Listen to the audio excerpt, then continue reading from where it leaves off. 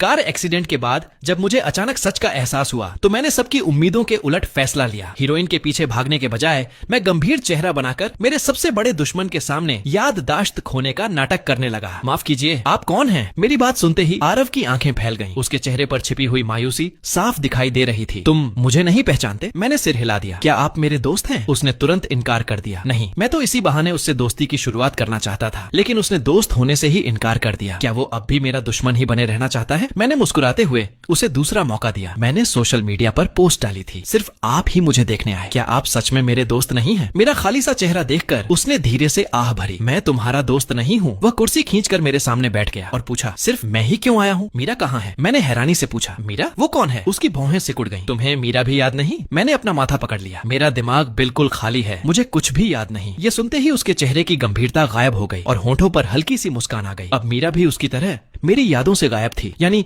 दोनों बराबर हो गए थे। फिर उसने मेरी तरफ देखकर साफ शब्दों में कहा, ध्यान से सुनो, मैं तुम्हारी मंगेतर हूँ। उसकी बात सुनकर मैं पूरे 3 मिनट तक स्तब्ध रह गया। उसी समय मेरे सामने दिखाई देने वाले कमेंट्स जैसे फट पड़े। ये झूठ क्यों बोल रहा है? वाह, हमारी सच्चे प्यार वाली सेकंड लीड आखिर आगे बढ़ ही गई। क्या बकवास! मंगेतर, इसकी इतनी हिम्मत, कितनी बेशर्म है। मौका देखकर हीरो को हथियाना चाहती है। हमारी मीरा का क्या होगा? ज्यादातर कमेंट्स हीरोइन के सपोर्ट में थे। जैसे ही उन्हें लगा कि सेकंड लीड की जीत हो सकती है, सब बेचैन हो उठे। उधर मेरे मन में भी तूफान मचा हुआ था। मैंने याददाश्त खोने का नाटक इसलिए किया था ताकि मीरा और उसके करीब रहने वाले विवान से हमेशा के लिए दूर हो सकूं। लेकिन मैंने सपने में भी नहीं सोचा था कि आरव इस मौके का फायदा उठाकर खुद को मेरी मंगेतर बता देगा। अब मैं क्या करूं? क्या उसकी बात मान लूं या फिर याददाश्त खोने का नाटक यहीं खत्म कर दूं? मुझे उलझन में देखकर उसने बात बदल दी। तुम्हें होश आए कितना समय हुआ? डॉक्टर ने क्या कहा? मैंने जवाब दिया, डॉक्टर ने कुछ और टेस्ट कराने को कहा है। चलो मैं तुम्हें लेकर चलता हूँ। उसके साथ मैंने जल्दी ही ब्रेन सीटी और MRI करवाए। रिपोर्ट आने के बाद डॉक्टर ने कहा, दिमाग में न तो खून जमा है और न ही अंदरूनी ब्लीडिंग, यानी याददाश्त खोने की वजह कोई शारीरिक चोट नहीं है। इसका कारण मानसिक हो सकता है। आरव ने तुरंत मेरी तरफ देखा। उसका चेहरा गंभीर हो गया। डॉक्टर ने समझाया, हाल ही में किसी बड़े सदमे की वजह से इनके अवचेतन मन ने खुद को बचाने के लिए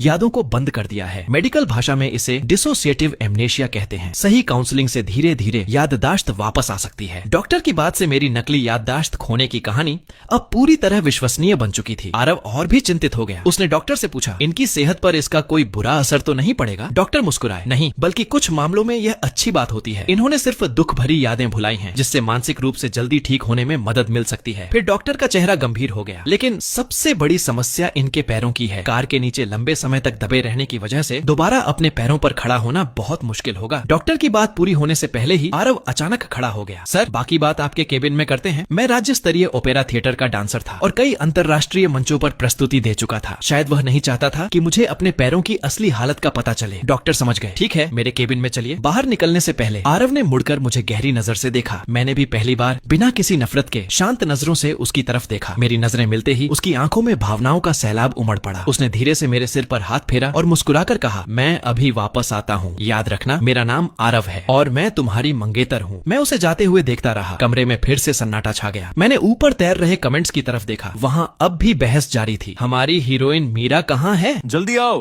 हीरो तो सेकंड लीड के साथ चला जाएगा। मीरा कहाँ छिपी हुई है? अरे घबराओ मत, मीरा अभी विवान को साथ लेकर यहीं आ रही है। ये पढ़ते ही मेरा दिल जोर से धड़कने लगा। मैंने घबराकर दरवाजे की ओर देखा। अगले ही पल बिना किसी तैयारी के वे दोनों मेरी नजरों के सामने आ गए। विवान ने बड़े अपनापन से मीरा के कंधे पर हाथ रखा हुआ था और दोनों साथ साथ अंदर आए। यही वह आदमी था जिसने जानबूझकर मुझे कार के नीचे कुचल दिया था, लेकिन इस वक्त वह बिल्कुल मासूम चेहरा बनाकर मेरे सामने खड़ा मुस्कुरा रहा था। मैंने अपनी मुट्ठी इतनी जोर से भींच ली कि हथेली में दर्द होने लगा, ताकि अपने गुस्से को किसी तरह दबा सकूं। फिर मैंने अनजान बनने का नाटक करते हुए पूछा, आप लोग कौन हैं? मैंने कभी यह नहीं सोचा था कि अगर मैं बच गया तो पुलिस में शिकायत नहीं करूंगा। मेरी पहली इच्छा तो यही थी कि विवान को जेल भिजवा दूं, लेकिन तभी मेरे सामने दिखाई देने वाले कमेंट्स ने आगे की पूरी कहानी बता दी। उनके मुताबिक असली कहानी में होश आते ही मैंने पुलिस में शिकायत दर्ज कराई थी। विवान उसी समय गिरफ्तार भी हो गया था, लेकिन उसने पहले से ही किसी और इंसान को अपने बदले जेल जाने के लिए खरीद रखा था। उस आदमी ने सारा जुर्म अपने सिर ले लिया और विवान बेगुनाह साबित होकर बाहर आ गया। इसके बाद मीरा मुझसे और भी ज्यादा नफरत करने लगी। विवान का बदला लेने के लिए उसने लोगों से मेरी दादी के खेतों में आग लगवा दी। इस सदमे को मेरी दादी सह नहीं सकी। उन्हें दिल का दौरा पड़ा और इलाज के दौरान उनकी मौत हो गई। उपन्यास का पहला सबसे दर्दनाक मोड़ यही था। इसलिए आगे होने वाली घटनाएं जानने के बाद अपनी दादी की सुरक्षा के लिए मुझे फिलहाल बदला लेने का इरादा छोड़ना पड़ा। अब मैं सिर्फ अपनी नकली याददाश्त खोने का सहारा लेकर इस रिश्ते से निकलना चाहता था। न मीरा के पीछे भागना चाहता था और न ही उसके और विवान के रिश्ते के बीच आना चाहता था। लेकिन लगता था मीरा मुझे इतनी आसानी से छोड़ने वाली नहीं थी। उसने मेरी हवा में लटकी हुई पट्टियों से बंधी टांगों पर नजर डाली और ताना मारते हुए बोली, वाह अभिनय तो कमाल का कर रहे हो। इतना कहकर उसने एक फाइल सीधे मेरे ऊपर फेंक दी। मैंने फाइल उठाकर देखी, वह एक प्री मैरिज एग्रीमेंट था। पहली शर्त, दोनों के बीच न प्यार होगा और न ही शारीरिक संबंध। दूसरी शर्त, शादी के बाद दोनों एक दूसरे की निजी जिंदगी में दखल नहीं देंगे। तीसरी शर्त, शादी के बाद साथ रहना जरूरी नहीं होगा और अगर साथ रहे भी तो अलग अलग कमरों में रहेंगे। पूरे एग्रीमेंट में सिर्फ ठंडी और बेरहम शर्तें लिखी थीं, जैसे मैं कोई इंसान नहीं बल्कि कोई बीमारी हूँ। मीरा ने मेरी तरफ देखते हुए कहा, आर्यन तुम कब से मेरे पीछे पड़े हो, तुम्हें खुद याद नहीं होगा। मैंने पहले ही बता दिया था कि मैं किसी और से प्यार करती हूँ, लेकिन तुम मानने को तैयार ही नहीं हुए। उसने विवान का हाथ पकड़कर मेरी तरफ बढ़ाया। ये विवान है, यही वो इंसान है जिससे मैं सबसे ज्यादा प्यार करती हूँ। अब अपनी आंखों से देख लिया ना, अब तो मेरा पीछा छोड़ दोगे। विवान ने प्यार से उसकी कमर में हाथ डाला। मीरा, उससे इस तरह बात मत करो, वो समझदार इंसान है, आराम से बात करते हैं। मीरा ने नाराज होकर कहा, विवान तुम इसकी तरफदारी मत करो। अगर ये समझदार होता तो अपने घर वालों का दबाव डालकर मुझे शादी के लिए मजबूर नहीं करता, और अब ये एक्सीडेंट और याददाश्त खोने का नया ड्रामा कर रहा है। फिर उसने मेरी तरफ मुड़कर कहा, आर्यन दोनों परिवारों के बिजनेस के लिए मैं तुमसे शादी कर सकती हूँ। शादी सिर्फ 2 साल चलेगी, जब प्रोजेक्ट पूरा हो जाएगा हम तलाक ले लेंगे। 2 साल बाद मैं तुम्हें 10 लाख रुपए दे दूंगी, लेकिन प्यार उसका एक टुकड़ा भी नहीं मिलेगा, क्योंकि तुम उसके लायक नहीं हो। मैंने सामने खड़ी मीरा को देखा, दिल में उसके लिए बची हुई आखिरी उम्मीद भी धीरे धीरे खत्म हो गई। मीरा, सच तो ये है कि अब तुम भी उस प्यार के लायक नहीं रही। मैंने एग्रीमेंट उठाकर बेड के किनारे रख दिया और शांत आवाज में कहा, मैं इस पर साइन नहीं करूंगा। फिर उसकी आंखों में देखते हुए बोला, मैं तुम्हें जानता तक नहीं हूँ और तुमसे शादी करने का तो सवाल ही नहीं उठता। मीरा की भौहें तन गई। बस करो ये नाटक, मेरे पास तुम्हारे ड्रामे के लिए समय नहीं है। आज तुम्हें इस एग्रीमेंट पर साइन करना ही होगा, तुम्हारे पास मना करने का कोई अधिकार नहीं है। उसकी बात सुनकर मुझे हंसी आ गई। मुझे मना करने का अधिकार क्यों नहीं है? वो गुस्से में एग्रीमेंट उठाकर मेरे हाथ में ठूंसते हुए बोली, अच्छी तरह सुन लो, मैं सिर्फ विवान से प्यार करती हूँ, मुझे तुमसे शादी करने के लिए मजबूर किया जा रहा है। ये सब तुम्हारी वजह से हुआ है। विवान कई दिनों से परेशान है, कल उसका एक्सीडेंट भी हो गया। इन सब का जिम्मेदार सिर्फ तुम हो, इसलिए आज तुम्हें साइन करना ही होगा ताकि उसे सुकून मिल सके। अगर तुमने ऐसा नहीं किया तो तुम्हारी जिंदगी को नरक बनाने के मेरे पास 1000 तरीके हैं। इतना कहकर उसने एक बार फिर एग्रीमेंट मेरे ऊपर फेंक दिया। इस बार मेरा सब्र भी जवाब दे चुका था। मैंने शांत स्वर में कहा, ठीक है, मैं साइन करता हूँ। मैंने पेन उठाया और एग्रीमेंट के आखिर में बड़े साफ अक्षरों में लिख दिया, मैं शादी नहीं करूंगा। फिर एग्रीमेंट वापस उसकी ओर फेंक दिया। ये देखकर मीरा का चेहरा गुस्से से लाल हो गया। उसने एग्रीमेंट जमीन पर पटक दिया और चिल्लाई, आर्यन तुम्हें क्या लगता है शादी कोई मजाक है? ये शादी होकर रहेगी, अब चाहकर भी तुम पीछे नहीं हट सकते। उसकी बातें भले ही जबरदस्ती भरी थीं, लेकिन उनमें कुछ सच्चाई भी थी। कभी मीरा से शादी करने के लिए मैंने अपनी माँ से दोनों परिवारों के बिजनेस का सहारा लेने की गुजारिश की थी।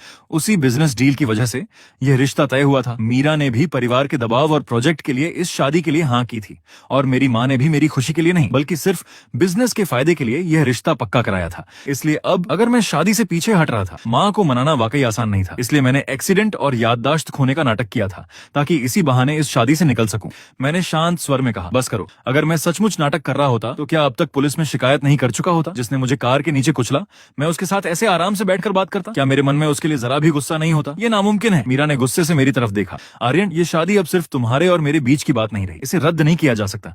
याददाश्त खोने का ये ड्रामा कोई नहीं मानेगा और इससे कुछ नहीं होने वाला।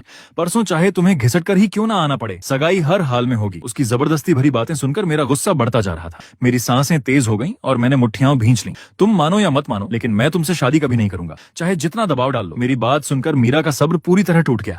अगर तुम नाटक करना बंद नहीं करोगे तो मैं तुम्हारी दादी को नहीं छोड़ूंगी। मैंने पता कर लिया है कि तुम्हारी दादी गांव में रहती हैं। अगर अभी मान लो कि तुम्हें सब याद है तो मैं उन्हें छोड़ दूंगी, लेकिन अगर नहीं माना तो मैं अभी लोगों को भेजकर उनके खेतों में आग लगवा दूंगी। सब कुछ बिल्कुल वैसा ही हो रहा था जैसा उन कमेंट्स में लिखा था। मीरा सचमुच मेरी दादी को धमकी दे रही थी। मैंने मुट्ठियां इतनी कसकर भींच ली कि नाखून हथेली में धंस गए। यकीन नहीं हो रहा था कि यही वह लड़की थी जिससे मैंने पूरे 18 साल तक प्यार किया था। मीरा ने ठंडे स्वर में कहा, आर्यन, मैं तुम्हें आखिरी मौका दे रही हूँ, समझदारी दिखाओ। मैं तुम्हें सिर्फ 2 मिनट देती हूँ। मेरे कांपते हाथ धीरे धीरे बेड के पास लगे इमरजेंसी बेल की तरफ बढ़े और मैंने उसे दबा दिया। मीरा ने चेतावनी दी, मेरे पास सिर्फ 2 मिनट है, कोई चाल चलने की कोशिश मत करना।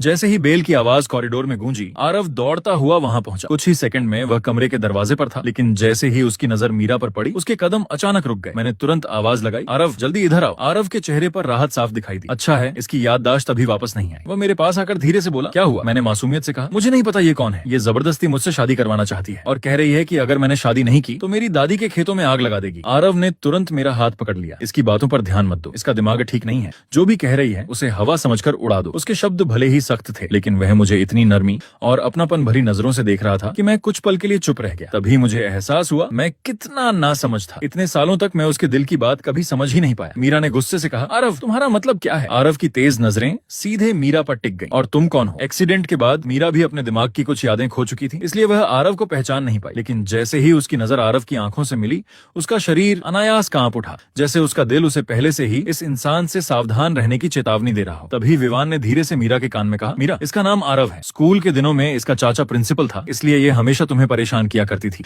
लेकिन अब तुम्हारा परिवार इससे कहीं ज्यादा ताकतवर है। अब इसे सबक सिखाने की बारी तुम्हारी है। बालिग होने के बाद मीरा को उसका अमीर परिवार वापस मिल गया था। एक गरीब अनाथ लड़की से वह देश के सबसे प्रभावशाली परिवारों में शामिल हो चुकी थी। वहीं आरव के पास सिर्फ एक प्रिंसिपल चाचा था। विवान उन सबके साथ 10 साल तक एक ही स्कूल में पढ़ा था, इसलिए वह ये सब अच्छी तरह जानता था। लेकिन एक बात उसकी समझ से बाहर थी। मैं और आरव, जो सालों तक एक दूसरे के कट्टर दुश्मन रहे, अचानक इतने करीब कैसे हो गए? आरव ने मीरा की तरफ देखकर कहा, मीरा, आर्यन का कल 10 घंटे लंबा ऑपरेशन हुआ है। उसे अपनी ज्यादातर बातें याद नहीं है। अगर पुराने हिसाब बराबर करने हैं तो मुझसे करो, लेकिन अगर तुमने इसे फिर परेशान किया तो मुझसे बुरा कोई नहीं होगा। उसकी आवाज धीमी थी, लेकिन उसमें ऐसा दबदबा था कि माहौल एकदम शांत हो गया। विवान की बातें सुनकर मीरा ने आरव को एक बदमाश लड़की समझ लिया। वह बोली, मुझे नहीं पता तुम कौन हो, लेकिन मेरे और आर्यन के बीच आने की कोशिश मत करना। परसों हमारी सगाई है। नाम के हिसाब से ये मेरा मंगेतर है, इसलिए अपनी हद में रहो। उसकी बात सुनकर मुझे हंसी आ गई। जो लड़की मुझे प्री मैरिज एग्रीमेंट पर साइन करवाकर शादी को सिर्फ एक बिजनेस डील बनाना चाहती थी, ताकि शादी के बाद आराम से विवान के साथ रह सके, वही अब आरव को मुझसे दूर रहने की सलाह दे रही थी। इससे बड़ा दोहरापन और क्या हो सकता था? मैंने तुरंत कहा, बकवास मत करो, मैं तुम्हारा मंगेतर नहीं हूँ। आरव ने मेरी तरफ देखा। मेरे चेहरे पर साफ दिखाई दे रहा गुस्सा देखकर उसके होठों पर हल्की सी मुस्कान आ गई। फिर उसने मीरा की तरफ देखकर कहा, आर्यन शुरू से ही मेरा था। उसकी आवाज शांत थी, लेकिन हर शब्द मीरा के लिए किसी तमाचे से कम नहीं था। मीरा ने दांत भींचते हुए कहा, आर्यन, मैं चाहे जैसी भी हूँ, लेकिन तुम्हारी याददाश्त का फायदा उठाकर तुम्हें धोखा नहीं दूंगी। इस औरत को ध्यान से देखो, ये तुम्हारी भावनाओं के साथ खेल रही है। ये सिर्फ तुम्हें इस्तेमाल करना चाहती है। हमारी शादी दोनों परिवारों की रजामंदी से तय हुई है। तुम्ही ने अपनी माँ से यह रिश्ता तय करवाया था। अगर यकीन नहीं है तो अपनी माँ को फोन करके पूछ लो। ये कहते हुए उसने प्री मैरिज एग्रीमेंट मेरी तरफ बढ़ा दिया। हो सकता है मैं तुमसे प्यार नहीं करती, हो सकता है मैंने तुमसे यह एग्रीमेंट साइन करवाने की कोशिश की हो, लेकिन मैं तुम्हारा कोई नुकसान नहीं होने दूंगी। लेकिन अगर तुम इस औरत की बातों में आ गए तो एक दिन बहुत बुरी तरह पछताओगे। लेकिन अगर तुम इस औरत की बातों में आ गए तो कहीं ऐसा ना हो कि ये तुम्हें पूरी तरह बेवकूफ बना दे। अस्पताल आने से पहले मीरा इस शादी से बेहद नफरत करती थी। उसके दिल में मेरे लिए सिर्फ नफरत और इनकार था। लेकिन अब जब मैंने खुद शादी से मना कर दिया तो वही हर हाल में इस रिश्ते को पूरा करवाना चाहती थी। ये प्यार नहीं था, वह सिर्फ अपनी बेवजह की जिम्मेदारी निभाना चाहती थी। उसे बस इतना लग रहा था कि कहीं मैं किसी के धोखे में ना आ जाऊं। आरव ने मीरा की तरफ देखकर मुस्कुराते हुए कहा, मीरा, अगर तुम आर्यन को मुझसे छीनना चाहती हो तो फिर अपने तरीके से फैसला कर लेते हैं। उसने सिर हल्का सा तिरछा किया। उसकी आंखों में साफ चुनौती दिखाई दे रही थी। नहीं, विवान तुरंत बीच में आ गया। उसने मीरा का हाथ कसकर पकड़ लिया और कहा, आर्यन कोई खास इंसान नहीं है, उसके लिए इतना सब करने की जरूरत ही क्या है? आरव ने तिरस्कार भरी मुस्कान के साथ कहा, क्यों, डर गए क्या? उसकी नजरों में घमंड और आत्मविश्वास साफ झलक रहा था। मीरा ने गुस्से से दांत भींच लिए। तुम जैसी धोखेबाज इतनी अकड़ क्यों दिखा रही हो? आरव ने बिना झिझक जवाब दिया, अगर मुकाबला करने की हिम्मत नहीं है तो इसे तुम्हारी हार मान लो। इतना कहकर उसने मेरा हाथ अपने हाथ में ले लिया। आज से आर्यन मेरा है। मीरा गुस्से में तुरंत आगे बढ़ी, लेकिन इससे पहले कि वह कुछ करती, विवान ने उसका हाथ पकड़ लिया। उसने सख्त आवाज में कहा, अगर तुम सच में इसके लिए गई तो हमारा रिश्ता यहीं खत्म हो जाएगा। इतना कहकर विवान पलटकर चला गया। मीरा का चेहरा घबरा गया। विवान, रुको, मेरी बात तो सुनो। वह जल्दी जल्दी उसके पीछे भाग गई। जल्दबाजी में वह प्री मैरिज एग्रीमेंट भी वहीं छोड़ गई। आरव झुककर वह एग्रीमेंट उठाने लगा। उसने एक नजर उस पर डाली, हल्का सा मुस्कुराया और उसे बेड के पास वाली दराज में रख दिया। मैंने कहा, इसे फेंक दो, अब इसका कोई मतलब नहीं है। आरव ने मुस्कुराकर जवाब दिया, नहीं, इसका बहुत मतलब है। मैंने हैरानी से पूछा, क्या मतलब? उसने शरारती मुस्कान के साथ कहा, कम से कम इसे देखकर मेरा मूड तो अच्छा हो जाता है। फिर वह मेरे बेड के पास बैठ गया। उस एग्रीमेंट का उससे कोई लेना देना नहीं था, लेकिन फिर भी उसे देखकर वह खुश था। तभी उसकी नजर मेरे हाथ पर गई। मेरी हथेली में नाखून धंस जाने से छोटे छोटे खून के कतरे निकल आए थे। वह तुरंत टिश्यू लेकर बड़े प्यार से मेरा हाथ साफ करने लगा। मैं उसकी लंबी उंगलियों को देखता रहा। फिर मेरी नजर धीरे धीरे उसके चेहरे पर टिक गई। न जाने क्यों मैंने धीरे से पूछा, बताओ अब मुझे क्या करना चाहिए? उसके हाथ एक पल के लिए रुक गए। किस बारे में? मैंने धीमी आवाज में कहा, सबसे पहले मुझे मीरा से ये रिश्ता खत्म करना होगा ना। आरव ने बिना एक पल गंवाए कहा, उसकी बातों पर भरोसा मत करो, तुम्हारी मंगेतर मैं हूँ, वो नहीं। उसने मेरा हाथ और कसकर पकड़ लिया। आर्यन, तुम्हें मेरी बात पर यकीन करना होगा, वह झूठ बोल रही है। उसकी आवाज में इतना विश्वास था कि अगर मुझे सचमुच कुछ याद ना होता तो शायद मैं उसकी बात मान भी लेता, लेकिन मैं तो सिर्फ याददाश्त खोने का नाटक कर रहा था। मुझे अच्छी तरह पता था कि शादी की बात सच थी, परसों सगाई होने वाली थी। इतनी बड़ी परेशानी सिर्फ उसके सब झूठ है कह देने से खत्म नहीं हो सकती थी। मेरे माथे पर चिंता की लकीरें और गहरी हो गईं। आरव ने मेरी बेचैनी समझ ली। तुम्हें अब भी मुझ पर भरोसा नहीं है? उसने अपना हाथ मेरी तरफ बढ़ाया। अपना फोन दो, मैं तुम्हारी माँ से बात करता हूँ। मैंने हैरानी से पूछा, क्या करने वाले हो? मुझे तो खुद समझ नहीं आ रहा कि माँ से क्या कहूँ। तुम क्या कर लोगे? आरव हल्का सा मुस्कुराया। तुम्हें अभी भी लगता है कि मीरा तुम्हारी मंगेतर है ना? बस एक बार मुझे तुम्हारी माँ से बात करने दो, फिर तुम्हारी सारी चिंता खत्म हो जाएगी। मैं झूठ नहीं बोल रहा, तुम्हारी असली मंगेतर मैं हूँ। मीरा तो सिर्फ तुम्हारी दुश्मन है। वह इतनी मजबूती और आत्मविश्वास से बोल रहा था कि ऐसा लग रहा था जैसे सब कुछ उसी के नियंत्रण में हो। शायद मैं भी उसके इस आत्मविश्वास से प्रभावित हो गया। मैंने बिना ज्यादा सोचे अपना फोन उसके हाथ में दे दिया। आरव ने बड़ी सहजता से फोन अनलॉक किया और कुछ ही सेकंड में एक नंबर मिला दिया। नमस्ते आंटी, मैं आरव बोल रहा हूँ। आर्यन का एक्सीडेंट हुआ था, उसकी याददाश्त चली गई है।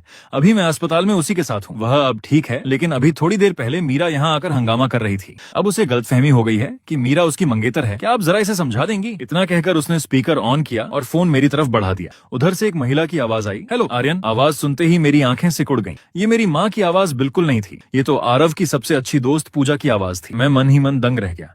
ये झूठा, क्या ये सचमुच मेरी नकली याददाश्त का फायदा उठाकर इस पूरे झूठ को आखिर तक निभाने वाला था? मैंने उसके आत्मविश्वास भरे चेहरे को देखा और मन ही मन आह भरते हुए उसका साथ देने का फैसला किया। जी मैं सुन रहा हूँ। उधर से आवाज आई, आर्यन बेटा बिल्कुल चिंता मत करना, आरव ही तुम्हारी मंगेतर है। उस मीरा की बातों में बिल्कुल मत आना, वो तुम्हारी दुश्मन है, उस पर भरोसा मत करना। आरव बहुत अच्छी लड़की है, मैंने उसके बारे में पूरी जानकारी निकलवाई है। तुम बेफिक्र होकर उसी पर भरोसा कर सकते हो। पूजा इतनी तेजी से बोले जा रही थी कि सचमुच किसी ज्यादा बोलने वाली आंटी जैसी लग रही थी, लेकिन मुझे तो सब पता था। मैंने बिल्कुल शांत आवाज में कहा, ठीक है समझ गया, अब फोन रखता हूँ। उधर से तुरंत जवाब आया, अरे इतनी जल्दी क्यों? माँ अभी तुमसे और बातें करना चाहती है। मैंने बिना एक पल गंवाए फोन काट दिया। अगर बात थोड़ी और चलती तो ये लोग मेरी पूरी जिंदगी का फैसला भी कर देते। उधर आरव को लगा कि उसकी पूरी योजना सफल हो गई है। वह खुशी से मुस्कुराया और अचानक मुझे अपनी बाहों में भर लिया।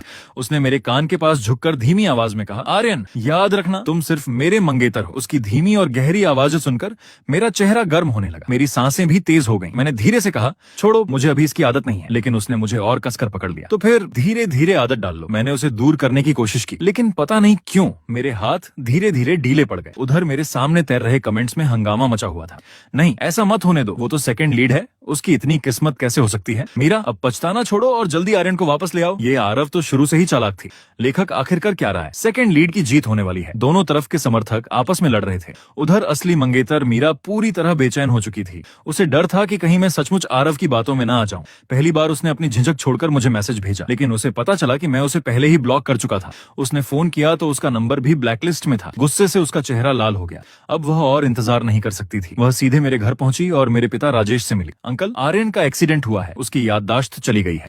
अस्पताल में आरव नाम की एक लड़की उसे धोखा दे रही है। उसने खुद को उसकी मंगेतर बता दिया है। परसों हमारी सगाई है, लेकिन अब आर्यन मुझसे शादी करने के लिए तैयार ही नहीं है। अगर ऐसा ही चलता रहा तो दोनों परिवारों की बिजनेस डील भी खतरे में पड़ जाएगी। मुझे लगता है अब आपको खुद इस मामले में दखल देना होगा। मीरा जानती थी कि मेरे पिता मुझसे ज्यादा बिजनेस को महत्व देते हैं, इसलिए उसने जानबूझकर पूरी बात का केंद्र सगाई और बिजनेस डील को बनाया। जैसा उसने सोचा था वैसा ही हुआ। मेरे पिता ने जैसे ही आरव का नाम सुना उनका चेहरा सख्त हो गया। बिना कुछ कहे वे तुरंत अस्पताल के लिए निकल पड़े। मीरा भी उनके पीछे पीछे चल दी। उधर अस्पताल में मैं और आरव साथ बैठकर खाना खा रहे थे। तभी मेरे सामने दिखाई देने वाले कमेंट्स अचानक तेजी से चलने लगे। लो आर्यन के पापा आ गए। अब आरव का झूठ ज्यादा देर नहीं टिकेगा, आगे बहुत बड़ा धमाका होने वाला है। देखते हैं अब आरव इस मुश्किल से कैसे निकलती है। ये सब पढ़कर मेरे हाथ में पकड़ी चॉपस्टिक वहीं रुक गई। दिल जोर से धड़कने लगा। मीरा सचमुच पापा को यहाँ ले आई थी। अब मुश्किल बढ़ने वाली थी। पापा आते ही आरव का झूठ पकड़ लेंगे। उनके स्वभाव को मैं अच्छी तरह जानता था। वह आरव को धोखेबाज समझकर तुरंत अस्पताल से बाहर निकाल देंगे और फिर मुझे जबरदस्ती मीरा के साथ सगाई करने के लिए मजबूर करेंगे। नहीं, ऐसा हरगिज नहीं होने देना था। मुझे हर हाल में मीरा से दूर रहना था। तभी आरव ने मेरे चेहरे की बेचैनी देख ली। क्या हुआ? एक पल में मेरे दिमाग में एक योजना आ गई। मैंने धीरे से कहा, अभी अभी मुझे कुछ बातें याद आने लगी हैं। मेरी बात सुनते ही आरव का चेहरा बदल गया। वह घबराकर मेरे करीब आया और बोला, क्या तुम्हें क्या याद आया? मेरे चेहरे की मासूमियत और आंखों में छिपी उदासी देखकर आरव का दिल पिघल गया। उसने तुरंत चॉपस्टिक नीचे रख दी। उसके होंठों पर अपने आप मुस्कान आ गई। मैंने धीरे से कहा, क्या आप मेरे लिए स्ट्रॉबेरी ला सकते हैं? आरव बिना एक पल सोचे बोला, जरूर, अभी लेकर आता हूँ। मैं मुस्कुराया, थैंक यू। मेरी हल्की सी मुस्कान जैसे सीधे उसके दिल में उतर गई। वह प्यार से बोला, सिर्फ स्ट्रॉबेरी? और कुछ चाहिए? मैंने सिर हिलाया, नहीं, बस बड़ी बड़ी लाल और मीठी स्ट्रॉबेरी। ठीक है। जाने से पहले उसने मुझे हल्के से गले लगाया, फिर संतुष्ट होकर कमरे से बाहर चला गया। उसके जाते ही मेरे चेहरे की सारी मासूमियत गायब हो गई। मैंने ऊपर तैर रहे कमेंट्स पर नजर डाली और मन ही मन समय का हिसाब लगाया। यही सही वक्त था। अगर आरव अभी बाहर जाएगा तो लिफ्ट के पास उसकी मुलाकात मेरे पिता और मीरा से जरूर होगी। और मैं यही चाहता था। मैं चाहता था कि आरव ही मेरे पिता का सामना करे। उसके दिमाग में हमेशा कोई ना कोई नई तरकीब रहती थी।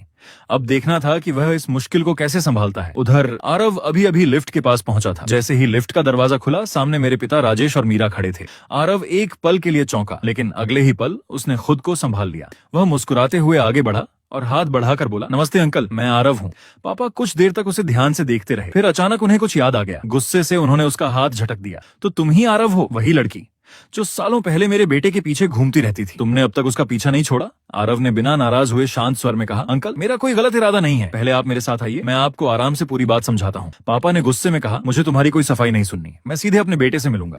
आरव ने हल्की सी नजर मीरा की तरफ डाली और फिर बोला, अंकल मैं आपको उनसे मिलवाऊंगा, लेकिन उससे पहले आपको उनकी हालत के बारे में जानना जरूरी है। उसने जानबूझकर मीरा की तरफ देखते हुए कहा, शायद मीरा ने आपको आर्यन की असली मेडिकल रिपोर्ट नहीं बताई। ये सुनते ही मीरा का चेहरा बदल गया। वह तुरंत बोली, अंकल मैं भी उनकी चिंता कर रही थी, लेकिन यह लड़की लगातार उन्हें मेरे खिलाफ भड़का रही है। इसने आर्यन की याददाश्त खोने का फायदा उठाकर उसका ब्रेन वॉश कर दिया है। अब वो मुझसे नफरत करने लगा है। पापा का गुस्सा और बढ़ गया। उन्होंने उंगली दिखाते हुए आरव से कहा, मैं अच्छी तरह जानता हूँ कि तुम्हारे मन में क्या चल रहा है, लेकिन अपना सपना भूल जाओ। तुम जैसी निकम्मी लड़की मेरे बेटे के लायक नहीं हो। वह चाहे अपनी याददाश्त खो चुका हो, चाहे जिंदगी भर चल न सके, फिर भी तुम्हारी उससे शादी कभी नहीं होगी। ये शब्द सुनकर एक पल के लिए आरव का चेहरा उतर गया, लेकिन उसने खुद को संभाला और मुस्कुराते हुए बोला, अंकल मुझसे चाहे जितनी नफरत कीजिए, लेकिन अभी सबसे जरूरी बात आर्यन की हालत है। फिर उसने गंभीर होकर कहा, कल उनका 10 घंटे लंबा ऑपरेशन हुआ था। याददाश्त खोना सबसे छोटी समस्या है, सबसे बड़ी चिंता उनके दोनों पैरों की है। आर्यन के पैरों को क्या हुआ? पापा का पूरा ध्यान उसी तरफ चला गया। वह एक डांसर है, उसके पैरों का बीमा भी कराया हुआ है,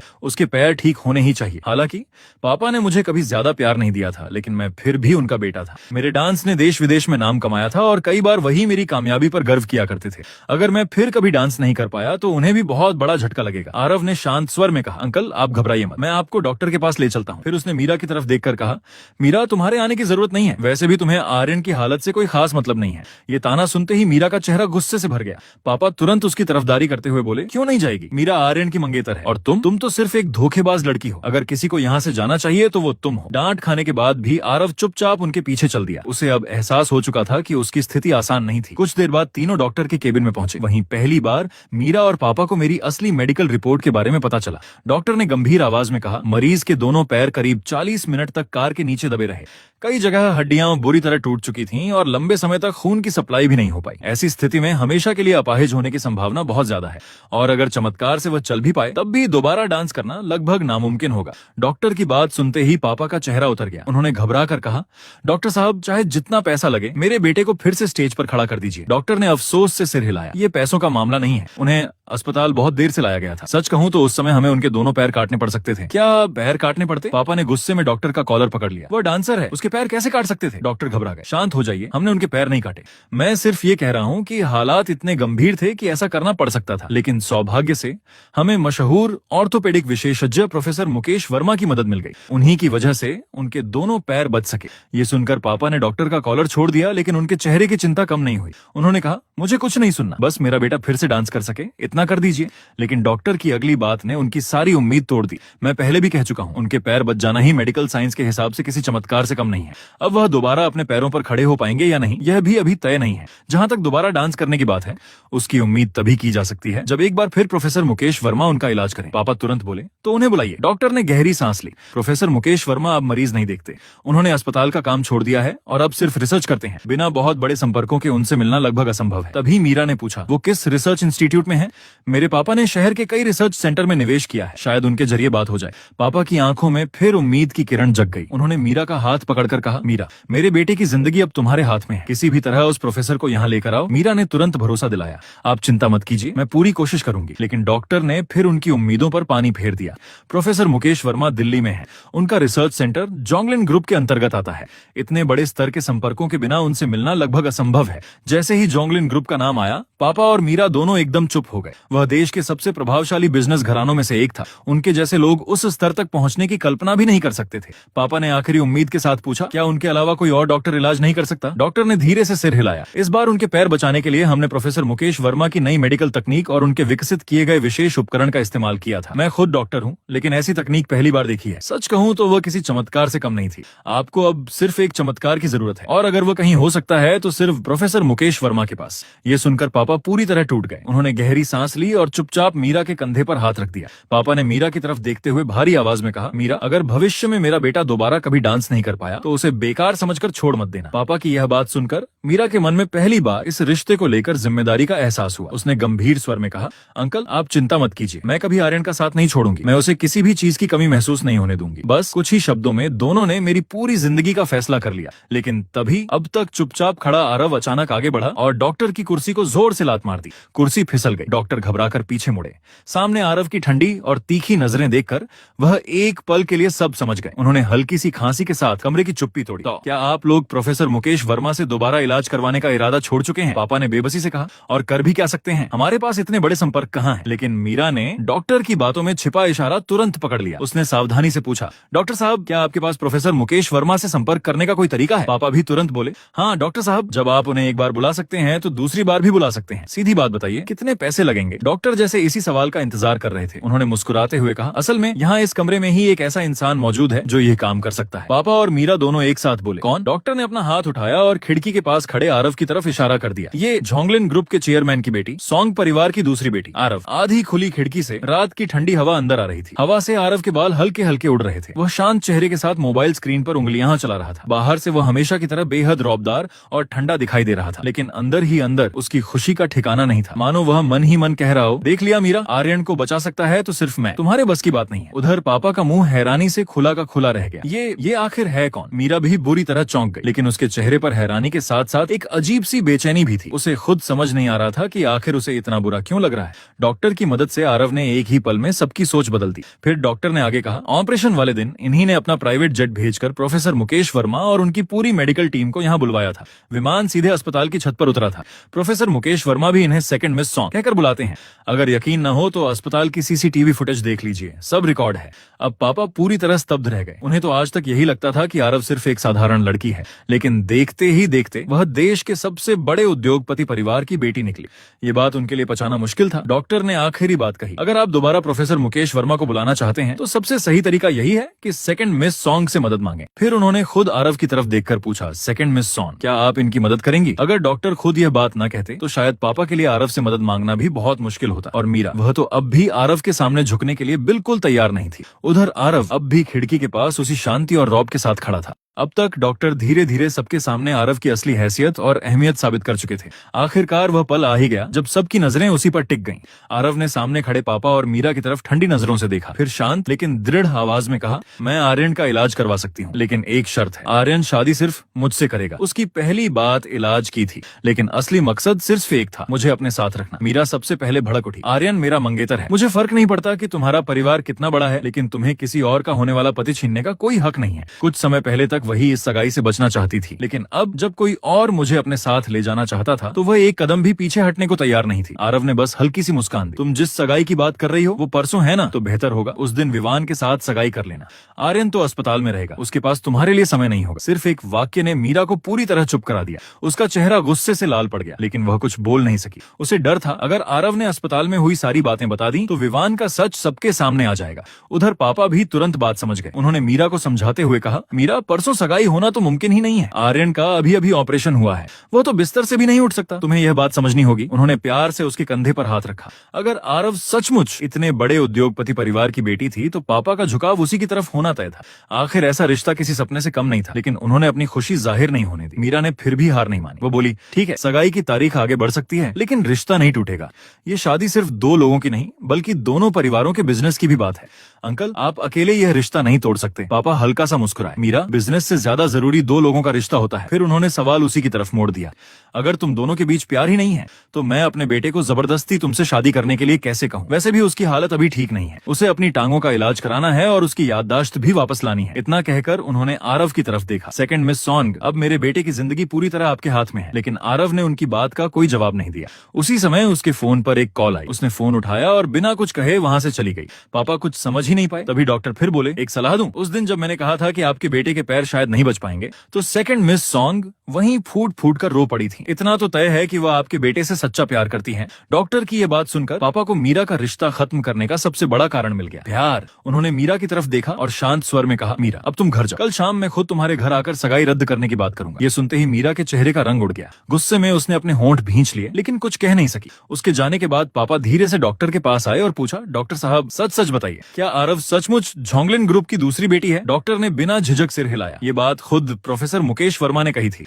इसमें झूठ की कोई गुंजाइश नहीं है। फिर उन्होंने धीमे स्वर में जोड़ा, लेकिन सेकंड मिस सॉन्ग अपनी पहचान छिपाकर रखना चाहती हैं। अस्पताल के डायरेक्टर ने भी हमें सख्त हिदायत दी है कि इस बारे में किसी से कुछ न कहें। पापा हैरान होकर बोले, इतनी बड़ी पहचान छिपाने की क्या जरूरत है? डॉक्टर मुस्कुराए, ये तो मुझे भी नहीं पता। वैसे आगे चलकर आप उनके ससुर बनेंगे, आप चाहें तो खुद उनसे पूछ लीजिए। ससुर शब्द सुनते ही पापा का चेहरा खिल उठा। उन्हें हमेशा से लगता था कि उनका बेटा आर्यन हैंडसम, प्रतिभाशाली और मशहूर डांसर होने की वजह से किसी बड़े घर में शादी करेगा, लेकिन उन्होंने कभी नहीं सोचा था कि रिश्ता देश के सबसे बड़े उद्योगपति परिवार से जुड़ सकता है। उसी समय केबिन का दरवाजा खटखटाया गया। आरव हाथ में ताजी लाल स्ट्रॉबेरी की टोकरी लिए अंदर आई और मुस्कुराकर बोली, आर्यन कहाँ है? आरव के जाते ही पापा ने अपनी बात साफ कर दी, मैंने मीरा से कह दिया है कि वह घर चली जाए, कल मैं खुद उसके घर जाकर सगाई रद्द करने की बात करूंगा। ये सुनकर आरव के होंठों पर हल्की सी मुस्कान आ गई। वह मुड़ते हुए बोली, मैं आर्यन से मिलकर आती हूँ। फिर उसने सहजता से कहा, पापा डॉक्टर अंकल। उसके मुंह से पापा सुनते ही पापा हैरानी से उसे देखने लगे। उनका मुंह खुला का खुला रह गया। इतनी जल्दी उसने उन्हें पापा कह भी दिया। इस मुकाबले में आरव पूरी तरह जीत चुकी थी, लेकिन दूसरी तरफ मेरे अस्पताल के कमरे में ऊपर तैर रहे कमेंट्स में हाहाकार मचा हुआ था। मैं चुपचाप उन कमेंट्स को पढ़ रहा था और मेरा चेहरा धीरे धीरे गंभीर होता जा रहा था। मुझे अंदाजा भी नहीं था कि बाहर इतने कम समय में इतना कुछ हो चुका है। आरव वह देश के सबसे बड़े उद्योगपति परिवार की दूसरी बेटी निकली, और सबसे बड़ी बात, मेरे दोनों पैर बचाने के पीछे भी उसी की सबसे बड़ी भूमिका थी। ये सच जानकर मुझे उतना ही बड़ा झटका लगा जितना उस दिन एक्सीडेंट के समय लगा था। जिस लड़की को मैंने कभी ठीक से देखा तक नहीं, वही मेरी जिंदगी बचाने के लिए हर हद पार कर गई थी। तभी कमरे का दरवाजा खुला। आरव और पापा दोनों अंदर आए। जैसे ही पापा ने मुझे देखा, मेरे दोनों पैर हवा में लटके हुए थे, पूरा शरीर पट्टियों से ढका हुआ था। मेरी हालत देखकर उनकी आंखों में दर्द साफ दिखाई देने लगा। वह जल्दी से मेरे पास आए। अरे तुम्हारी ये हालत कैसे हो गई? किसने टक्कर मारी थी? फिर उन्होंने कुर्सी खींचकर मेरे पास बैठते हुए पूछा, आर्यन मैं तुम्हारा पापा हूँ, क्या तुम मुझे पहचानते हो? मैंने शांत स्वर में कहा, आप मेरे पापा हैं। हाँ। हालांकि उन्हें पहले से पता था कि मेरी याददाश्त चली गई है, लेकिन मेरे मुंह से यह सुनकर भी उन्हें बहुत दुख हुआ। उन्होंने धीरे धीरे एक्सीडेंट के बारे में पूछना शुरू किया। मैंने सिर्फ इतना कहा, पापा मुझे कुछ भी याद नहीं है। अरे हाँ। उन्होंने माथे पर हाथ मारा। वह पुलिस में रिपोर्ट कराने की बात ही करने वाले थे कि तभी आरव ने बीच में कहा, उसकी जरूरत नहीं है, जिस ड्राइवर ने एक्सीडेंट किया था उसने खुद सरेंडर कर दिया है, बाकी केस मैं अपने वकीलों से लड़वाऊंगी। इतना कहकर वह ताजी धुली हुई स्ट्रॉबेरी का एक बाउल लेकर मेरी तरफ आई। लो स्ट्रॉबेरी खाओ। पापा ने समझा कि वह उन्हें दे रही है। वह मना करने ही वाले थे कि बाउल सीधे उनके सामने से निकलकर मेरे हाथों में आ गया। पापा हल्का सा झेंप गए और चुपचाप पीछे हट गए। मैंने स्ट्रॉबेरी का बाउल लिया, फिर पहली बार ध्यान से आरव की तरफ देखा। हम दोनों की नजरें मिली। आरव एक पल के लिए ठिठक गई। पहले जब भी हमारी नजरें मिलती थीं, मेरी आंखों में सिर्फ नफरत होती थी। उसे हमेशा लगता था कि मैं उससे बेहद नफरत करता हूँ, लेकिन आज मेरी आंखों में न गुस्सा था न नफरत, बल्कि एक अजीब सी नरमी और अपनापन था। वह खुद को रोक नहीं पाई। धीरे से पूछ बैठी, मुझे ऐसे क्यों देख रहे हो? मैंने एक स्ट्रॉबेरी उठाई और मुस्कुराकर कहा, स्ट्रॉबेरी लाने के लिए थैंक यू। Thank you. यह शब्द सुनकर आरव खुद हैरान रह गई। पहले तो उसके दिए हुए महंगे से महंगे तोहफे भी मैं बिना देखे कूड़ेदान में फेंक देता था, और आज एक छोटी सी स्ट्रॉबेरी के बदले मैंने उसे धन्यवाद कहा था। आरव के चेहरे पर दिल से निकली मुस्कान फैल गई। उसे लगा जैसे उसकी सारी मेहनत सफल हो गई हो। लेकिन अगले ही पल मैंने वही स्ट्रॉबेरी का बाउल पापा की तरफ बढ़ा दिया। पापा आप भी खाइए। फिर मैंने आरव की तरफ देखा। आरव आप भी लीजिए। आरव ने मुस्कुराकर सिर हिला दिया। नहीं, ये सारी तुम्हारे लिए हैं। पापा भी बोले, तुम ही खाओ बेटा, तुम्हें स्ट्रॉबेरी बहुत पसंद है, कल मैं तुम्हारे लिए एक पूरी टोकरी मंगवा दूंगा। मैंने स्ट्रॉबेरी का एक टुकड़ा खाया और हल्की मुस्कान के साथ कहा, थैंक यू पापा, लेकिन मुझे सबसे ज्यादा तो दादी के खेत की स्ट्रॉबेरी पसंद है। दादी? ये सुनते ही पापा एकदम चौंक गए। उन्हें यकीन ही नहीं हुआ कि सब कुछ भूल जाने के बाद भी मुझे अपनी दादी याद थी, लेकिन अपने अमीर पिता नहीं। मैंने धीरे से सिर हिलाया। हाँ, जब मेरी आंख खुली थी तब मेरे दिमाग में कुछ भी नहीं था। फिर धीरे धीरे मुझे दादी याद आने लगी, और उनके साथ गांव में बिताया हुआ बचपन भी। ये बहाना मैंने पहले से सोच रखा था। दादी मुझे सबसे अच्छी तरह जानती थी। उनके सामने पूरी तरह याददाश्त खोने का नाटक करना आसान नहीं था, इसलिए मैंने यही कहानी चुनी। ये सुनते ही पापा की आंखों में उम्मीद चमक उठी। मतलब तुम्हारी याददाश्त वापस आ सकती है? उधर आरव का चेहरा अचानक गंभीर हो गया। उसने अनजाने में अपनी मुट्ठी कस ली। मैंने मासूम बनकर मानकर जवाब दिया, मुझे नहीं पता कितनी यादें लौटेंगी, अभी तो सिर्फ दादी ही याद आई हैं। पापा मन ही मन बुदबुदाए, सिर्फ वही बूढ़ी औरत ही क्यों याद आई? फिर अचानक उनके दिमाग में एक ख्याल आया। वह मुस्कुराते हुए बोले, आर्यन, अस्पताल से छुट्टी मिलने के बाद तुम मेरे घर आकर रहना, मैं तुम्हारी देखभाल के लिए सबसे अच्छे लोग रख दूंगा। इतना कहकर उन्होंने प्यार जताने के लिए मेरे हाथ पर अपना हाथ रखा। अगर सब कुछ याद न भी आए तो कोई बात नहीं, बस इतना याद रखना कि तुम्हारा पापा तुमसे बहुत प्यार करता है। लेकिन मैंने तुरंत अपना हाथ पीछे खींच लिया। मेरे चेहरे पर साफ झिझक दिखाई दे रही थी। ये मेरे शरीर की सहज प्रतिक्रिया थी जिसे मैं चाहकर भी छिपा नहीं सकता था। मैं अच्छी तरह समझ रहा था कि पापा का यह अचानक उमड़ा हुआ प्यार कितना बनावटी था। उन्हें मुझसे नहीं, मेरे पीछे खड़े आरव के ताकतवर परिवार से मतलब था। मेरी प्रतिक्रिया देखकर भी पापा जरा भी असहज नहीं हुए। वह हंसते हुए बोले, कोई बात नहीं, अभी तुम्हें मैं अजनबी लग रहा हूँ, कुछ दिन साथ रहोगे तो सब ठीक हो जाएगा। उनकी बात सुनते ही मेरा चेहरा फीका पड़ गया। मैंने तुरंत कहा, नहीं, मैं दादी के साथ ही रहूंगा। पापा ने बिना सोचे मना कर दिया, बिल्कुल नहीं, गाँव में इलाज की सुविधा कहाँ है? तुम्हें अपने पैरों का इलाज कराना है, तुम मेरे साथ हमारे बड़े घर में रहोगे। मैंने होंठ भींच लिए। मैं किसी भी कीमत पर उनके साथ नहीं रहना चाहता था। पिछले 20 साल में उन्होंने मुझे कभी अपने पास नहीं रखा और अब अचानक उनका प्यार सिर्फ इसलिए जाग गया था क्योंकि आरव एक बड़े उद्योगपति परिवार से थी। मुझे सबसे ज्यादा नफरत ऐसे रिश्तों से थी जिनमें स्वार्थ घुल जाए, खासकर अपने रिश्तों से। मुझे किसी भी हाल में मना करना था। लेकिन तभी आरव की शांत आवाज जब पूरे कमरे में गूंज उठी, पापा, आपको परेशान होने की जरूरत नहीं है, आर्यन अस्पताल से छुट्टी मिलने के बाद मेरे साथ रहेगा। मैं हैरानी से उसकी तरफ देखने लगा। क्या वह ये बात इतनी आसानी से कैसे कह सकती थी? पापा भी चौंक गए। क्या तुम्हारे साथ रहेगा? ये ठीक नहीं लगेगा। उन्हें पता था कि आरव सालों से मुझसे प्यार करती है, लेकिन मेरी याददाश्त जाने का फायदा उठाकर मुझे अपने घर ले जाना उन्हें भी कुछ ज्यादा ही जल्दबाजी लगा। उधर ऊपर तैर रहे कमेंट्स फिर शोर मचाने लगे। नहीं, बिल्कुल नहीं, आरव बहुत चालाक है। आर्यन, होश में आओ। मीरा, जल्दी आओ, तुम्हारा होने वाला पति कोई और ले जा रही है। लेकिन आरव को किसी की परवाह नहीं थी। वह सिर्फ मेरी तरफ देख रही थी। उसकी आंखों में एक ही बात साफ दिखाई दे रही थी, वह मुझे किसी भी हालत में अपने पास रखना चाहती थी। हालांकि उस समय उसकी ये बात किसी ने नहीं मानी। उसके चेहरे पर साफ निराशा दिखाई देने लगी, भौहें हल्की सी सिकुड़ गईं। इसके बाद किसी ने यह चर्चा दोबारा नहीं छेड़ी कि अस्पताल से छुट्टी मिलने के बाद मैं कहाँ रहूंगा। शायद पापा और मैं दोनों ही समझ चुके थे कि आरव इस रिश्ते को लेकर कुछ ज्यादा ही उतावली हो चुकी थी। रात हो गई, पापा घर चले गए। आरव अस्पताल में ही मेरे साथ रुक गई। कमरे की लाइट बंद थी। खिड़की से आती चांदनी पूरे कमरे में फैल रही थी। चारों तरफ गहरी खामोशी थी, मानो कोई खूबसूरत तस्वीर सामने हो। मैं बिस्तर पर लेटा हुआ आरव की धीमी सांसों की आवाजें सुन रहा था। मेरा दिल जोर जोर से धड़क रहा था। ये पहली बार था जब मैं किसी लड़की के साथ एक ही कमरे में रात बिता रहा था। भले ही हम एक ही बिस्तर पर नहीं थे, फिर भी मुझे अजीब सी घबराहट हो रही थी। आखिर कुछ दिन पहले तक हम एक दूसरे के सबसे बड़े दुश्मन थे। मैंने छत की तरफ देखते हुए धीरे से पूछा, आरव, सो गई हो क्या? अंधेरे में आरव ने तुरंत आंखें खोल दी। क्या हुआ? तबीयत तो ठीक है ना? मैंने धीमी आवाज में कहा। नहीं, ऐसी कोई बात नहीं, लेकिन कल से मेरे लिए किसी नर्स या केयरटेकर का इंतजाम कर देना। तुम घर जाकर आराम से सो जाया करो। मेरी बात खत्म होते ही पूरे कमरे में सन्नाटा छा गया। कुछ पल ऐसे बीते जैसे समय ही रुक गया हो। मैं दोबारा कुछ कहने ही वाला था कि तभी आरव की धीमी सी आह सुनाई दी। उसकी आवाज में साफ उदासी थी। आर्यन, तुम फिर मुझे ठुकरा रहे हो। आज मैंने उसका गले लगना ठुकराया था, उसकी शादी की बात भी मना कर दी थी, अब उसके मेरे साथ रुकने की बात भी ठुकरा दी। और अगर पिछले 10 साल जोड़ दिए जाए तो शायद उसे ठुकराना मेरी आदत ही बन चुका था। मैंने धीरे से कहा, मुझे लगता है हमें थोड़ा समय देना चाहिए। मुझे अभी तुम्हारे बारे में कुछ भी याद नहीं है। क्या हम धीरे धीरे एक दूसरे को जान सकते हैं? आरव उठकर मेरी तरफ देखने लगी। उसने बेहद शांत आवाज में कहा, आर्यन, तुम्हें कुछ भी याद करने की जरूरत नहीं है, बस मुझसे शादी कर लो। मैं कभी तुम्हें हारने नहीं दूंगी। उसकी बात सुनकर मैंने तुरंत दूसरी तरफ मुंह फेर लिया। बात भरोसे की नहीं है। मैं बिना कुछ जाने समझे शादी नहीं करना चाहता। आरव ने नरमी से कहा, डरो मत, मैं तुम्हें हमेशा खुश रखूंगी। मैंने गहरी सांस ली। मुझे उससे डर नहीं लगता। मुझे डर इस बात का है कि कहीं बाद में मुझे पछतावा ना हो। फिर मैंने उसकी तरफ देखा। और तुम्हें, क्या तुम्हें बिल्कुल डर नहीं लगता कि अगर मुझे सब कुछ याद आ गया तो शायद मैं तुमसे शादी करने के फैसले पर पछता जाऊं? कम से कम अपने लिए कोई रास्ता तो खुला छोड़ो। मैं उसे समझाने की पूरी कोशिश कर रहा था। मैं चाहता था कि वह समझ जाए मजाक और हकीकत में बहुत फर्क होता है। लेकिन अंधेरे में उसकी गंभीर आवाज सुनाई दी, मुझे किसी रास्ते की जरूरत नहीं है। मैं तुमसे प्यार करती हूँ। जो भी नतीजा होगा मैं उसे स्वीकार कर लूंगी। उसके अचानक किए गए इस इजहार ने मेरी धड़कन एक पल के लिए रोक दी। मैं अंधेरे में चुपचाप उसे देखता रह गया। उधर उसी समय एक आलीशान बार में मीरा और विवान अपने दोस्तों के साथ पार्टी कर रहे थे। चारों तरफ तेज संगीत, रंग बिरंगी रोशनी और हंसी ठिठोली का माहौल था। एक दोस्त हंसते हुए बोला, सुना है आर्यन की याददाश्त चली गई है, अब तो आरव उसकी जिंदगी में आ जाएगी। मीरा, आखिर तुम्हें उससे छुटकारा मिल ही गया। बाकी लोग भी खुशी से चिल्लाने लगे, बधाई हो मीरा, आखिर उस चिपकू लड़के से पीछा छूट ही गया। वैसे भी जैसी जोड़ी होनी चाहिए वैसी ही बन रही है। आर्यन जैसा गांव का लड़का और आरव जैसी लड़की, दोनों एक दूसरे के लिए ही बने हैं। सब जोर जोर से हंसने लगे। तभी विवान ने हाथ में शराब का गिलास पकड़कर बनावटी गंभीरता से कहा, ऐसी बातें मत करो। आखिर आर्यन मेरा छोटा भाई है और आरव भी एक बड़े परिवार से है। अगर ये बातें बाहर चली गईं तो अच्छा नहीं लगेगा। ऊपर से वह बहुत सभ्य और अच्छा इंसान बनने की कोशिश कर रहा था, लेकिन मीरा की नजर में वही सबसे मासूम और नेक इंसान था। तभी किसी ने हंसते हुए कहा, अरे छोड़ो भी, आरव कैसी अमीर घर की लड़की, वह तो बचपन से दूसरों के सहारे पली एक अनाथ है।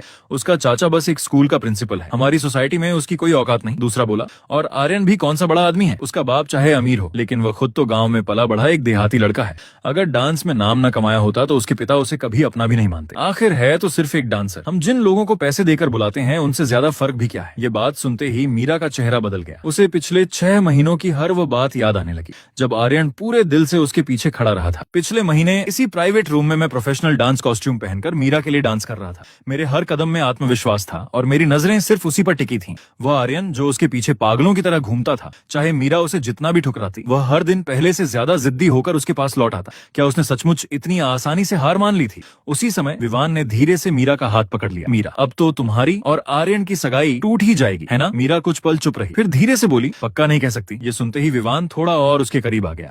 उसने धीमी आवाज में कहा, अगर रिश्ता सचमुच टूट गया तो हम दोनों शादी कर लेते हैं। मीरा काफी देर तक चुप रही। आखिरकार उसके होंठों से बस एक शब्द निकला, ठीक है।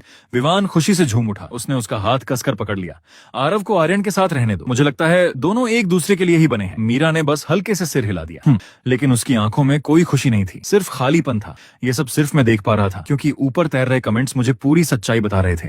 लेकिन अब मुझे मीरा की जिंदगी से कोई मतलब नहीं था। अगले दिन आरव ने मेरी बात मान ली। उसने मेरे लिए एक केयर टेकर रख दिया। वह खुद दिन रात मेरे साथ रहना चाहती थी लेकिन मैंने मना कर दिया। इसलिए वह दिन भर अस्पताल में रहती और रात को घर चली जाती। अगले 15 दिनों तक वह बिना एक भी दिन नागा किए रोज अस्पताल आती रही और इन्हीं 15 दिनों में उसने अपनी पूरी जिंदगी के सबसे ज्यादा झूठ बोले। सबकी शुरुआत एक ही झूठ से हुई थी, मैं तुम्हारी मंगेतर हूँ। उसके बाद तो हर दिन कोई नया किस्सा बन जाता। एक दिन उसने पूरी गंभीरता से कहा, तुम्हारा मीरा के साथ थोड़ा बहुत रिश्ता था लेकिन वह सिर्फ तुम्हारा एक तरफा प्यार था। तुमने सालों तक उसके पीछे घूमकर भी उसे नहीं पाया। असल में तुम सबसे पहले मुझसे प्यार करते थे। मीरा के पीछे सिर्फ इसलिए गए थे ताकि मुझे जलन हो। मैं उसे घूरता रह गया। क्या सच में? आरव ने गहरी सांस ली। स्कूल के समय तुमने मुझे जंगल के पीछे वाले रास्ते पर बुलाकर प्रपोज किया था लेकिन मैंने पढ़ाई का बहाना बनाकर तुम्हें मना कर दिया। उसके बाद ही तुम मीरा के पीछे चले गए। मैं अंदर ही अंदर हंसी रोक रहा था। असलियत तो बिल्कुल उलटी थी। स्कूल में मुझे प्रपोज करने आरव आई थी और मैंने ही पढ़ाई का बहाना बनाकर उसे मना कर दिया था। अब वही पूरी कहानी उलटकर मुझे सुना रही थी।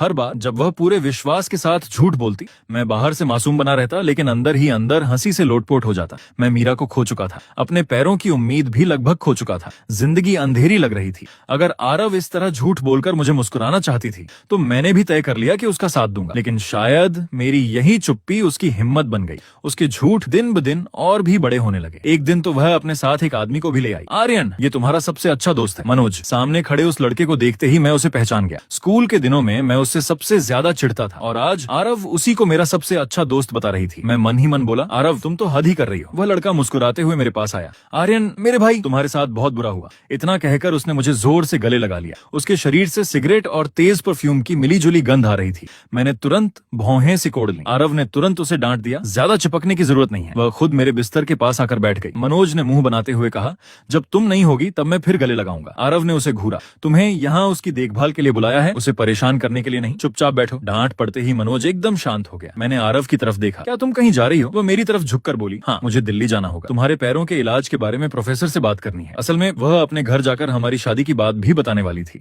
मैंने अनजाने में पूछ लिया, तुम कब वापस आओगी? सवाल पूछते ही मैं खुद चौंक गया। मैंने घबराकर तुरंत नजरें झुका ली। मेरा चेहरा हल्का सा लाल हो गया। अभी जो सवाल मैंने पूछा था, ऐसा लग रहा था जैसे मैं सचमुच उसके जल्दी लौटने का इंतजार कर रहा हूँ। आरव की आंखों में चमक आ गई। वह मुस्कुराकर बोली, आर्यन, क्या तुम चाहते हो कि मैं जल्दी वापस आ जाऊं? मैंने अपने नाखून कुरेदते हुए बड़ी मुश्किल से कहा, ना, नहीं, बस ऐसे ही पूछ लिया। लेकिन वह मुस्कुराई और बोली, मैं कोशिश करूंगी कि 1 हफ्ते के अंदर लौट आऊं ताकि तुम्हें मेरी ज्यादा याद ना आए। अरे नहीं, मुझे तुम्हारी याद नहीं आ रही। मैं तो बस अपने पैरों को लेकर परेशान हूँ। मैंने जल्दी से सफाई दी लेकिन मेरी सफाई सुनकर वह हल्के से हंस पड़ी। अब तो बात और भी उलटी पड़ गई। शर्म से मेरा चेहरा और लाल हो गया। मैंने उसे हल्का सा धक्का देते हुए कहा, तुम भी जाकर उस सोफे पर बैठो, मेरे इतना पास मत बैठो। ठीक है। वह आज्ञाकारी बच्चे की तरह उठी लेकिन चेहरे पर जीत वाली मुस्कान साफ दिखाई दे रही थी। दूसरे सोफे पर बैठते ही उसने मनोज से कहा, मेरे जाने के बाद तुम रोज यहाँ आना, इसके साथ रहना, जब तक ये तुमसे तंग ना आ जाए। मनोज ने तुरंत सीना ठोक कर कहा, टेंशन मत लो, मैं ऐसा इंसान हूँ जिससे कोई कभी बोर नहीं हो सकता। फिर उसने मेरी तरफ देखकर मुस्कुराते हुए कहा, भाई, हमारी पहले बहुत गहरी दोस्ती थी, देखना जल्दी ही फिर पहले जैसी बन जाएगी।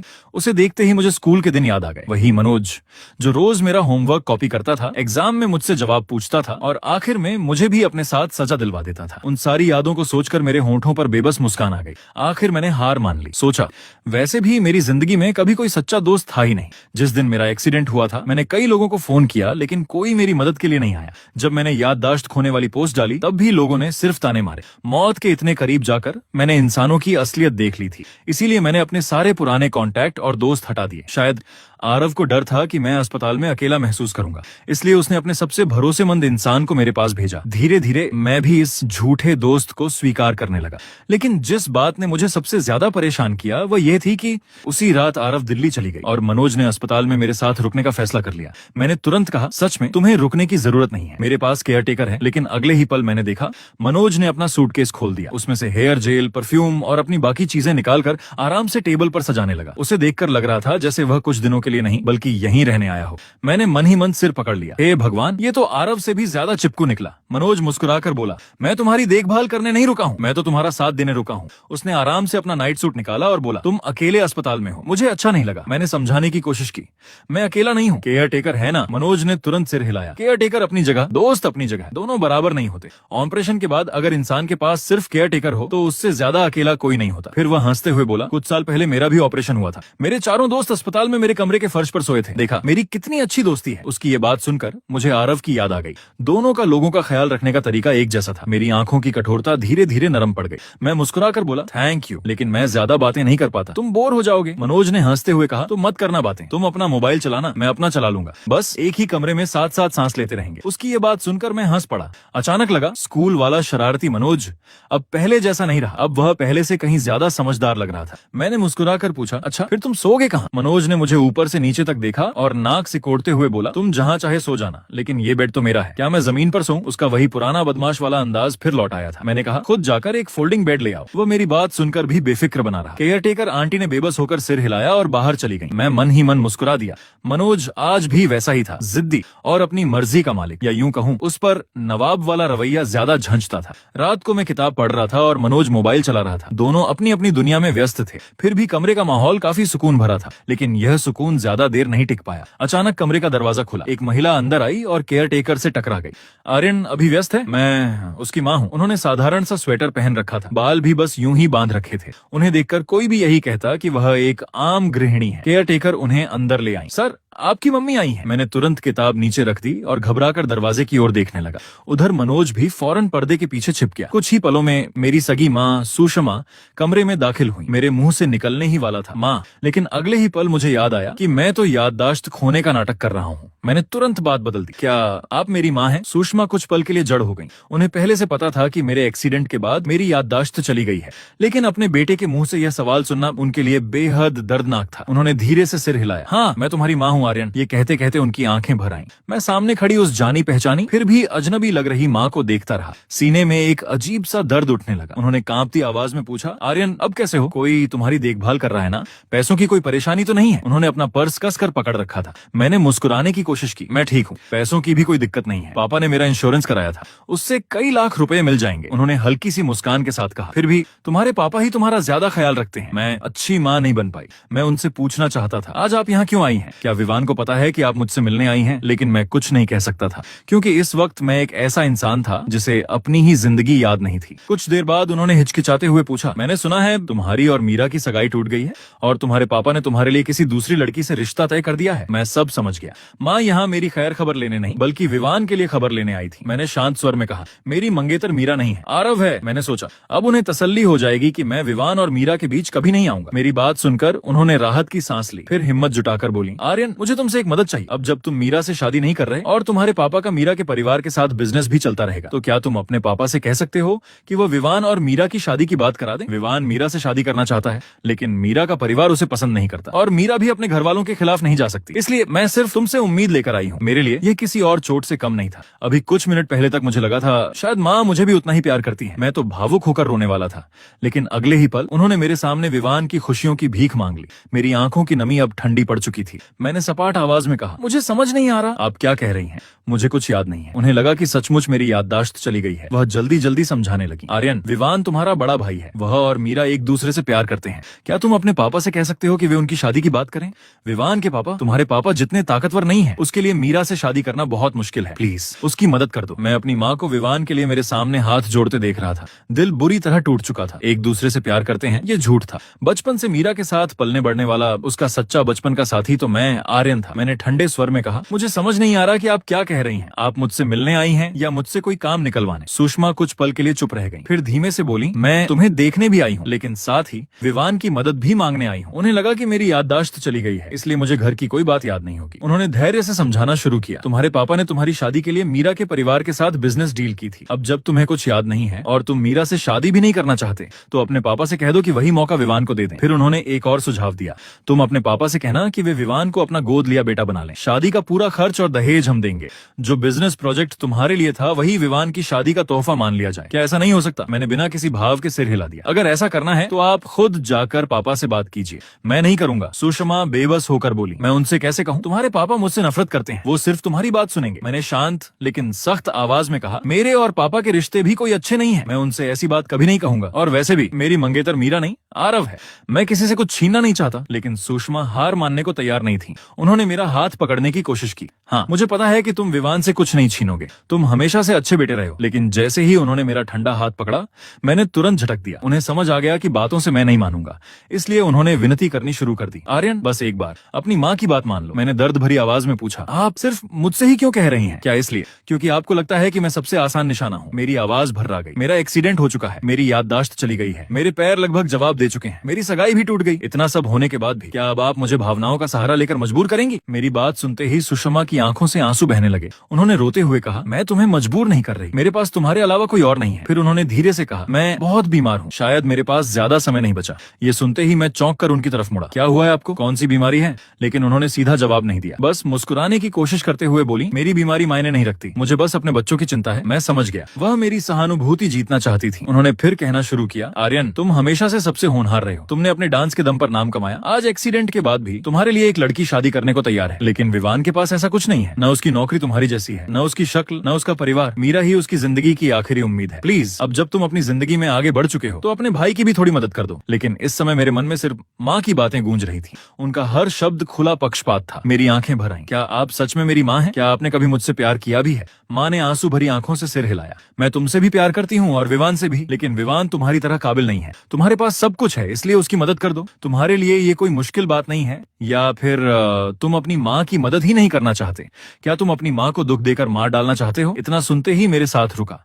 मयंक अब खुद को रोक नहीं पाया। उसने झटके से पर्दा हटाया और गुस्से में बोला, आंटी अब बस भी कीजिए। क्यों हर बार आरव ही विवान के लिए कुर्बानी दे? कौन सा कानून कहता है कि उसे उसकी जिंदगी बनानी ही पड़ेगी? विवान उसका सगा भाई भी नहीं है, फिर क्यों हर बार उसी से त्याग की उम्मीद रखती है?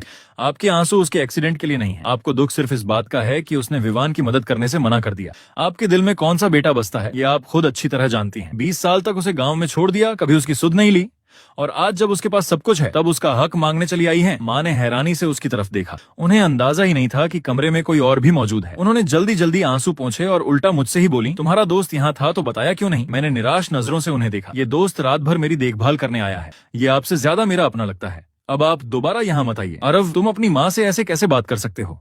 इतना कहकर उन्होंने अपने बैग से एक लाल लिफाफा निकाला और मेरे बेड के पास रख दिया। ये माँ की तरफ से है, मैं तुमसे प्यार नहीं करती, ऐसी बात नहीं है। मयंक तुरंत चिल्लाया, आरव ये मत लेना, अभी पैसे दे रही हैं, बाद में कहेंगी पैसे ले लिए लेकिन काम नहीं किया। माँ गुस्से में बोली, ये मेरे बेटे के इलाज के लिए है, तुम हमारी माँ बेटे की बातों में मत पड़ो। लेकिन मयंक ने उनकी एक नहीं सुनी। उसने मेरी तरफ देखकर कहा, तुझे इन पैसों की जरूरत नहीं है, ऐसे एहसान मत लेना। मैं तो पहले ही विवान से हर रिश्ता खत्म करना चाहता था, लेकिन अगर मेरी माँ सिर्फ उसी के लिए जी रही थी तो ऐसी माँ को भी मैं स्वीकार नहीं कर सकता था। मैंने शांत लेकिन सख्त आवाज में कहा, कृपया ये लिफाफा वापस ले जाइए। अगर आपको सच में मेरी चिंता है तो आगे से विवान के लिए मेरे पास मत आइए। मैं उसकी किसी भी बात में मदद नहीं करूंगा। माँ का चेहरा गुस्से से भर गया। मैं तुम्हारी माँ होकर हाथ जोड़ रही हूँ, फिर भी तुम्हारा दिल नहीं पिघला। तुम्हारे अंदर जरा भी इंसानियत नहीं है। तुम विवान के बराबर भी नहीं हो। मैंने तुम्हें जन्म देकर गलती की। ये कहकर वो तेज कदमों से बाहर निकल गईं। लाल लिफाफा वहीं रखा रह गया। मैंने उन्हें कई बार आवाज दी कि अपना लिफाफा साथ ले जाएं, लेकिन उन्होंने पीछे मुड़कर भी नहीं देखा। बाहर जाते समय वो वार्ड बॉय से टकरा गईं। वो नाराज होकर बड़बड़ाया, खुद पक्षपात करती हैं और ऊपर से इतना गुस्सा, पता नहीं कैसी माँ है। फिर उसने मेरी तरफ देखा और बोला, सर आप उनकी बातों का बुरा मत मानिए। इतना सुनते ही मेरे आंसू रुक नहीं पाए। मयंक मेरे पास बैठ गया और बच्चे की तरह मेरी पीठ सहलाने लगा। कोई बात नहीं, ऐसी माँ की जरूरत नहीं। मेरी माँ को अपनी माँ समझ लेना, वो तुम्हें अपने बेटे से कम प्यार नहीं करेंगी।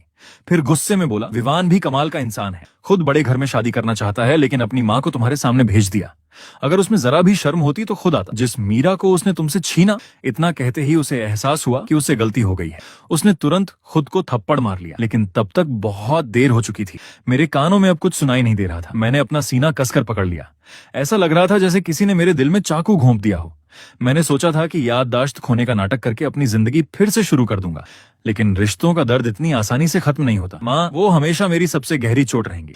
हर पल मुझे यही एहसास दिलाती रहेंगी कि शायद मुझे इस दुनिया में आना ही नहीं चाहिए था। माँ बाप ने कभी मेरे जन्म की खुशी नहीं मनाई। मेरे माता पिता थे, लेकिन मेरी जिंदगी एक अनाथ की तरह बीती।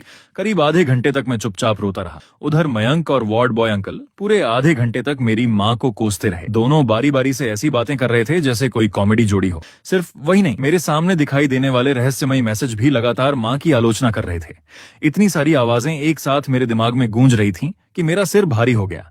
मैं जैसे ही लेटकर आंखें बंद करने लगा, तभी मेरा फोन चमक उठा। स्क्रीन पर आरव की वीडियो कॉल थी। मैं नहीं चाहता था कि उसे अभी अभी हुई सारी बातों का पता चले।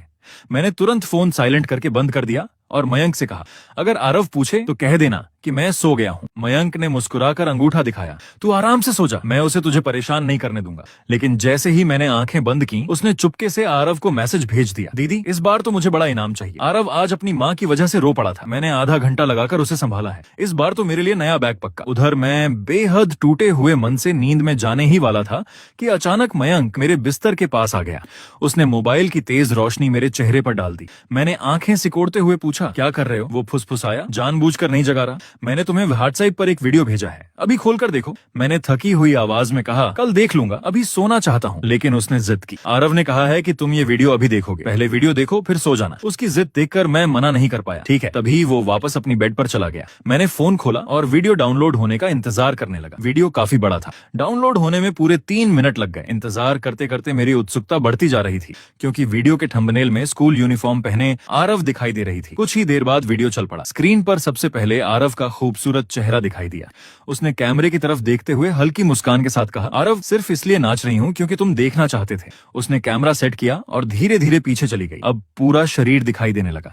अगले ही पल उसने अपनी स्कूल जैकेट उतार दी और मैं जोर से हंस पड़ा। यकीन करना मुश्किल था कि स्कूल यूनिफॉर्म के अंदर उसने सफेद रंग का वही सूट पहन रखा था जो कभी मैं पहना करता था। वो सूट उसके पतले शरीर पर इतना बड़ा लग रहा था कि ऐसा लग रहा था जैसे कोई बच्चा बड़े लोगों के कपड़े पहनकर खड़ा हो। मैं हंसी रोक ही नहीं पा रहा था। हे भगवान, ये आखिर कर क्या रही है? तभी फोन से एक जानी पहचानी धुन बजने लगी। ये वही लोक नृत्य का संगीत था जिस पर मैं कभी मंच पर प्रस्तुति देता था। मैं हैरान रह गया। नहीं, क्या ये सच में डांस करने वाली है? अगले ही पल आरव ने एक तेल वाला पारंपरिक छाता हाथ में लिया, नृत्य की मुद्रा बनाई और सचमुच मेरे लिए नाचना शुरू कर दिया। समय सबसे बड़ा मरहम होता है। समय के साथ हर घाव भर गया। लंबे इलाज और कड़ी मेहनत के बाद आरव पूरी तरह ठीक हो गया। उसने फिर से अपने पैरों पर खड़े होकर अपनी अधूरी नृत्य यात्रा पूरी की और अपने सपनों को दोबारा जी लिया। आरव और आरव ने अपने सारे गिले शिकवे पीछे छोड़ दिए। दोनों ने शादी की और हमेशा के लिए एक दूसरे का हाथ थाम लिया। अब उनकी जिंदगी प्यार, विश्वास और खुशियों से भर चुकी थी। मीरा ने भी अपनी गलतियों से सीख ली और विवान के साथ अपनी नई जिंदगी शुरू की। दोनों परिवारों के बीच भी पुराने मनमुटाव धीरे धीरे खत्म हो गए। आरव ने अपनी माँ को माफ तो कर दिया, लेकिन अब उसने अपनी खुशियों से कभी समझौता न करने का फैसला किया। आखिरकार उसे वह परिवार मिला जिसकी उसे हमेशा तलाश थी। हर किरदार को उसकी मंजिल मिल गई। अधूरी मोहब्बतें अपने अंजाम तक पहुंची, टूटे रिश्तों को उनका जवाब मिला और हर सवाल का अंत हो गया। यहीं आरव, मीरा और विवान की कहानी हमेशा के लिए पूरी होती है। आप सभी का इस खूबसूरत सफर में साथ देने के लिए दिल से धन्यवाद। अगर यह कहानी आपको पसंद आई हो तो इसे अपने दोस्तों के साथ जरूर साझा करें। फिर मिलेंगे एक नई कहानी के साथ। मोरल: किस्मत इंसान को कई रास्तों पर ले जाती है, लेकिन अंत में वही रिश्ता टिकता है जिसमें प्यार के साथ विश्वास, सम्मान और साथ निभाने का साहस हो। हर अंत किसी नई शुरुआत का संदेश देता है।